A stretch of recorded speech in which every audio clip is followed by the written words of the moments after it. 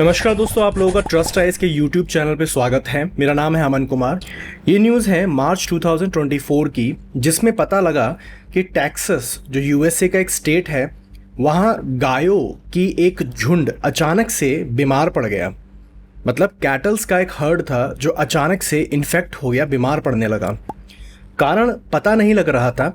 बाद में सेम ऐसी घटनाएं यूएसए के 9 अलग अलग स्टेट से रिपोर्ट की गई। बाद में एक डिटेल्ड स्टडी से ये पता चला कि ये गाय इन्फ्लुएंजा ए वायरस के सब टाइप H5N1 के कारण बीमार हो रही हैं। At the same time domesticated cats में भी कुछ सेम सिम्टम्स मिले और वहां भी जो वायरस मिला वो यही H5N1 था। दोस्तों, ये एक शॉकिंग डेवलपमेंट है। ये H5N1 बेसिकली बर्ड फ्लू है, जिसके बारे में हम सभी जानते हैं। ये सिर्फ बर्ड्स को इन्फेक्ट करता था या ह्यूमंस को इन्फेक्ट करता था, पर ये पहली बार है कि H5N1 ने कैटल्स और डोमेस्टिकेटेड कैट्स को इन्फेक्ट किया है।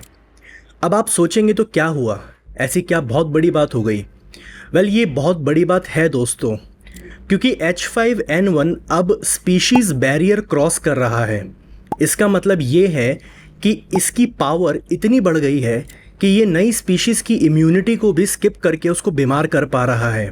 इसी तरह एक वायरस पेंडेमिक का रूप ले जाता है, जैसे कोविड-19 के केस में हुआ था। अब इस वायरस को समझ लेते हैं। देखिए दोस्तों, इन्फ्लुएंजा क्रिएट करने वाले वायरस की 4 अलग अलग स्पीशीज हैं। Influenza A virus, influenza B virus, influenza C virus and influenza D virus. समझ लीजिए जैसे इंसान, बंदर, गोरिल्ला या लंगूर होता है। अब इंसानों के अलग अलग सब टाइप्स हैं, जैसे कॉकेशियन, अफ्रीकन, एशियन एक्सेट्रा। इसी तरह इन्फ्लुएंजा ए वायरस की स्पीशीज के अलग अलग सब टाइप्स हैं। फॉर एग्जाम्पल H5N1, H3N1 या H1N1। ये H और N डिनोट करते हैं कि वायरस की सरफेस पे कौन सा प्रोटीन है। H stands for haemagglutinin and N stands for neuraminidase. ये दोनों प्रोटीन हैं। हीमोग्लूटिनिन के 18 टाइप्स हैं, उसी तरह न्यूरामिनिडेज के 11 टाइप्स हैं।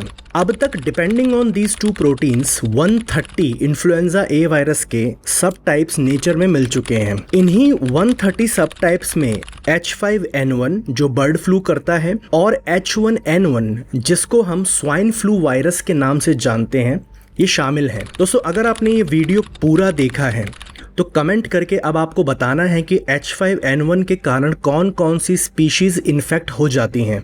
ऐसे वीडियो आते रहेंगे।